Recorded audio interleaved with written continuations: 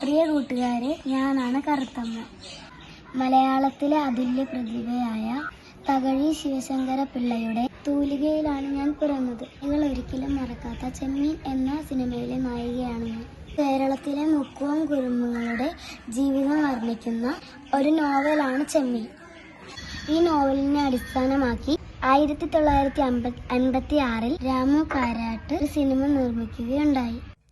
മുക്കുവ പെണ്ണായ കറുത്തമ്മയുടെയും മത്സ്യവ്യാപാരിയായ പരീക്കുട്ടിയുടെയും ആത്മബന്ധത്തിന്റെ കഥയാണ് ചെമ്മീൻ.